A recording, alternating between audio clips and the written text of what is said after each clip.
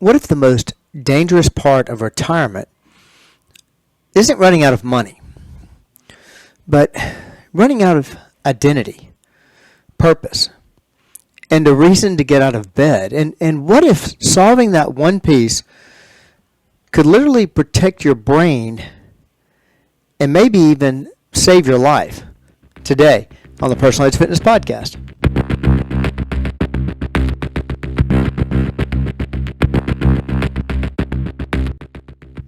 Hey everybody, welcome back to the Personalized Fitness Podcast. My name is Garrett Williamson, president of Personalized Fitness. But before we jump in, quick reminders so you can reach us if you need anything, especially if today's topic hits home for you or possibly someone you love. You can call or text us at 251-278-3343. You're welcome to email me at garrett@personaledgefitness.com or our website, personaledgefitness.com. Find us on Facebook at Personal Edge Fitness or hit me up on X at Team PE. And as always, my book, The Lie of Aging, is coming. The whole message is simple. Ability isn't determined by the number on the calendar. It's driven by four things: fitness, nutrition, lifestyle, and mindset. And today's episode sits right at that mindset, lifestyle intersection. All right, so let's talk about retiring successfully. Most people think retirement is mainly a math problem. Thinking basically, how much do I need? Can I keep my lifestyle? Well, inflation eat me alive like a raccoon in a trash can. And look, obviously, money does matter. I mean, no question whatsoever. But I've had a front row seat for 35 years watching what happens when high-performing adults step away from the thing that gave them structure, status, relevance, and therefore identity. And I want to say something plainly. If retirement is only a financial plan, it's not a retirement plan. It's a vacation with a cliff at the end. And the cliff is one question. When you retire, who are you going to be? This became crystal clear for me early in my Vistage experience. Now, I've talked about Vistage before. It's the world's largest CEO organization. It's actually my business group that helps me develop my strategic plan. Early on, I was still in what we call the go-go phase as a business owner. Still growing, still building, still figuring a lot of it out. We had a speaker come named Patrick Ungoshik. Now, he wrote a book called Dance in the End Zone, and it's essentially an exit planning playbook for business owners. And I remember thinking, well, cool. This is obviously for the older guys in the group, and I'm sure I'll pick up a few notes. By the end, I was the one sitting there thinking, why are these older guys even here? And this is for me. Because if you wait until you're older, you're already late. But that line that hit me wasn't just about business mechanics. It was about identity mechanics. Because he basically said, basically in the spirit of it, I guess you'd say, your biggest retirement threat isn't the money. It's the loss of who you are when the title goes away. And then he tied it into Maslow's hierarchy of needs. So let's unpack Maslow in basic plain English, like we're in a gym, not in a psychology lab. Maslow's model, you may have heard of this, Maslow's hierarchy of needs. Maslow's model, classic psychology framework, says human needs stack in layers. Here's the very simple, rudimentary explanation or version of what most people recognize. First thing, physiological needs. Those are your basics: food, water, sleep. Second, and again we're stacking these, is safety. That's stability, health, shelter, some predictability. Number 3 is love and belonging. That's relationships, community, and connection. Next one is esteem, respect, competence, achievement, being valued, these kinds of things. And then self-actualization, meaning, growth, becoming what you're capable of becoming. And in modern discussions, a lot of psychologists also talk about something above that. They call it self-transcendence, service beyond yourself, contribution, your legacy, being part of something bigger. Now, here's the retirement punchline, if you will. When people say retirement is mainly financial, they're usually thinking about the bottom 2 layers, physiology and safety. But the thing that wrecks people, it isn't down there. It's much higher up. Belonging, esteem, meaning, contribution, being needed, for that matter, being relevant. And here's the key. Those needs don't disappear at 65 because you got a gold watch and a Costco sheet cake. They stay. Maslow's hierarchy of needs don't change with time. So if your career was feeding your belonging, basically your tribe, and feeding your esteem, your competence, and feeding your purpose, which would be your service, and then you retire without replacing that structure, well, your brain doesn't experience that as freedom. Your brain experiences it as loss. Now, this is actually very personal to me, because this is where my father comes in. My dad was a physician, and there's something in many physicians, especially old school physicians, that makes retirement uniquely difficult, because medicine isn't just a job. It's a role with major social gravity. Patients come in scared, confused, vulnerable. They hand that authority over the authority over the thing they fear most, their health. They hand that over to the physician. And whether we joke about it or not, there's truth in that line that physicians can feel like minor deities, because patients look at them and think, save me. That feeds something deeply human. Esteem, identity, purpose, being needed. So if someone has been the doctor for 40 years and then one day they're not, that's not just a scheduling change. It can feel like an existential amputation. And if you don't replace that role with another role that feeds the same needs, you can watch the lights dim fast. This is why I've said I've had an education about retirement. I've worked with people in their 40s and 50s who were at the top of their careers, top of their industry, biggest rainmakers, the leaders, the builders.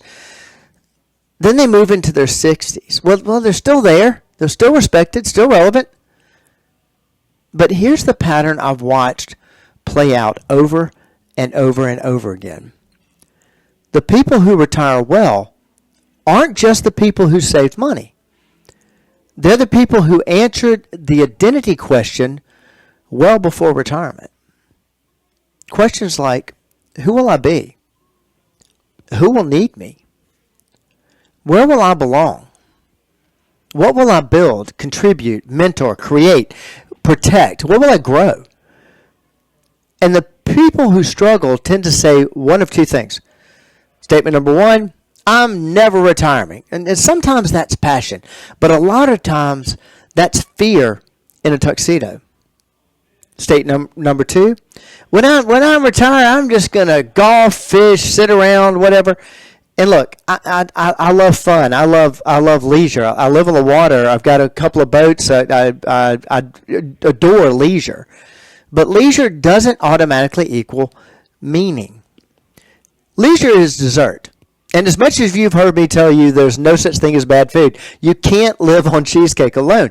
And successful retirement needs joy, yes, but it also needs purpose. Purpose is, I matter. Someone benefits because I show up. I'm growing. I'm contributing. I'm relevant. That's why the Just Golf plan works for about 2 months for a lot of people. Then the brain starts asking, so is this it? And this is exactly why I wanted to do this episode. I had a client who recently came to me worried about brain deterioration. He retired. Then he went back to work. And he's actually losing money doing it. He can afford it. But his question was simple. Do I stay at this job purely to protect my brain? And that question sounds extreme until you understand what's underneath it. Work gave him stimulation, structure, people, responsibility. It gave him relevance. And I shared something with him. If you haven't identified what you're going to retire into, that other passion, that other purpose, the role that feeds belonging and esteem and meaning, then staying at work in a limited way can be a smart bridge. Because I've seen a lot of retirees do this well.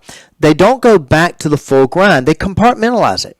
They do limited scope, limited days, and it becomes fun. I call it what I call it in my world. Celebrity trainer. I don't train full-time anymore. But if I step on the floor to help someone, I'm not doing what I used to do when I was training 21 sessions a day. It's fun now. It's a role. And I've seen retirees do the same thing. Bankers, business owners, professionals who semi-retire and keep just enough of that identity nutrient to stay sharp and satisfied. Now, because we're in Alabama, there's an example that lands like a hammer. Bear Bryant. After his final game, which was against the Independence Bowl against the Fighting Illini, he was asked what he planned to do after retiring.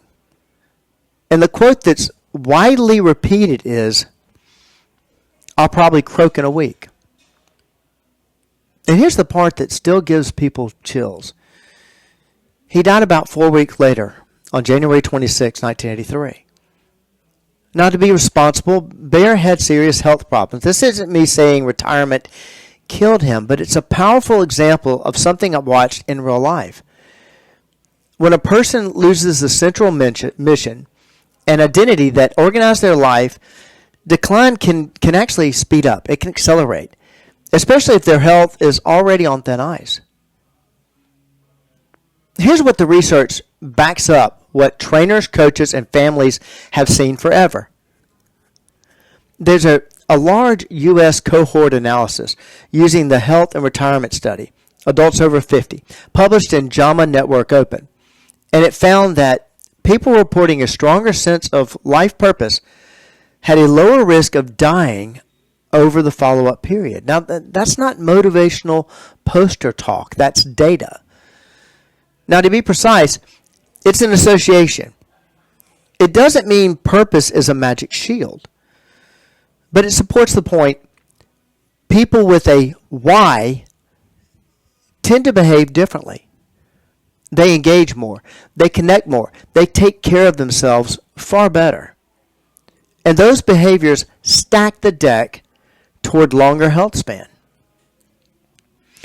Now, a lot of people listening might say, okay, Garrett, I'm not starting a second career, but where do I find purpose?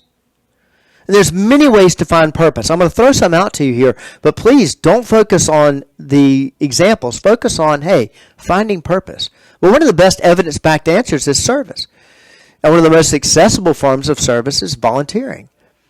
There's a longitudinal research, again, using retirement age populations, finding that volunteering is linked with better cognitive outcomes over time. And major health institutions have also highlighted Research suggesting volunteering in later life may help protect the brain against cognitive decline and dementia-related risk. And what I love is that even mainstream reporting right now is emphasizing that retirees who volunteer often regain structure, meaning, and well-being, because service gives you reason to show up. Service gives you structure. Structure gives meaning. Meaning feeds the brain. You're, again, relevant. Look, if this episode is hitting home, do me a favor. Like, subscribe, and share it with someone you care about, especially someone nearing retirement or already there and pretending that they're fine. And remember, if you want to talk to us, you can reach us at area code 251-278-3343. Contact me, Garrett, at personaledgefitness.com. That, of course, is also our website, personaledgefitness.com. Facebook, Personal Edge Fitness. Hit me up on X at Team PE. All right, let's get back to it here. Let me show you why just get a hobby is not enough. People love to say, just get a hobby. And hobbies are great, but here's the problem. A hobby doesn't automatically replace what a career was providing. A career, especially at the top, delivers responsibility, challenge, community, feedback, achievement, contribution, and identity.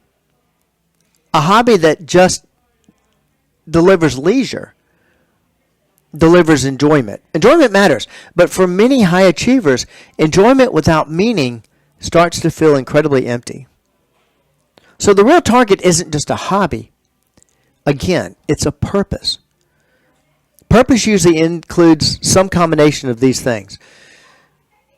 Number one is contribution. In other words, somebody benefits. Number two, commitment. It matters if you show up. The third is community, extremely important. People know you and expect you. Number four, growth. You're still getting better. And number five, identity. This is who you are now. This is why the farm example is so perfect. Typically, a farm, that's not a hobby. That's a mission. And so that's again, it's one more example. But typically when somebody gets in there, there's timing associated with it. There's need associated with it. And here's the connection, and the whole reason I'm doing the podcast, to my core message in the lie of age.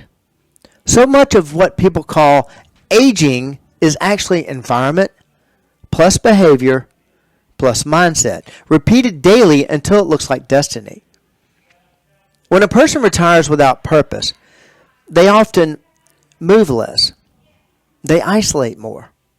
They challenge their brain less. They sleep worse, eat worse, lose routine, lose identity, basically lose irrelevance. And then everyone says, well, that's just what happens when you get older. No. That's what happens when the operating system changes and the person doesn't install a new mission. The brain is not just a thinking organ. It's a meaning-making organ. And when meaning collapses, the brain can pull the body down with it. All right, here's some practical tips if you're thinking about this or facing this. Tip number one, don't retire from something. Retire into something. If you can't finish the sentence, I'm retiring into, then you're not ready. Tip number two, build your purpose portfolio. You don't need one perfect replacement identity. You need 3 to 5 purpose pillars like mentoring, volunteering, coaching, community leadership, teaching, writing, building a project, helping grandkids, serving on boards, whatever fits your personality and your season of life. Tip number 3, keep one role where people genuinely need you, not in a toxic way, in a healthy, meaningful way. If nobody would notice if you disappeared for a week, trust me, that's a warning light. Tip number 4, consider bridge work on purpose, consulting, advising, a limited role, a few days a month, enough to feed identity without rebuilding the cage you escaped. Tip number 5, keep your brain under the right load. You don't need Sudoku until your eyes bleed, but you need learning, novelty, problem solving, and people's brains adapt to demand. Tip number 6, train like your retirement depends on it, because it does. Training improves energy. It improves confidence, sleep, and mood. It supports cognition indirectly through better physiology and better routine. Tons of studies on that. Tip number 7, rehearse the identity transition out loud. Write a new identity sentence. I'm the kind of person who blank. Not I used to be, but I am. Tip number 8, watch the 3 early warning signs. A shrinking social circle, shrinking weekly schedule, shrinking physical activity. Shrink those 3 long enough, and decline inevitably follows. Here's the headline. Retirement isn't just a financial transition. It's an identity transition. And if you don't plan the identity, your brain will treat retirement like a loss, because psychologically it is. But if you build purpose, real purpose, not just pastime, retirement can become one of the healthiest phases of life. I've seen it. I've seen it with clients 10, 12, 15 years, and clients who are thriving because they know who they are, who needs them, and what they're building now. And those years that I listed, 10, 12, 15, how long they've been retired and how long they've retired successfully. That's not luck. That's design. So if retirement is coming, don't just protect your money. Protect your mind by building a purpose worth waking up for. Because creating a successful retirement that keeps your brain alive and your life meaningful, that's just one more way we help you reach your level of wellness. Thank you so much for joining me today. I hope I see you next time.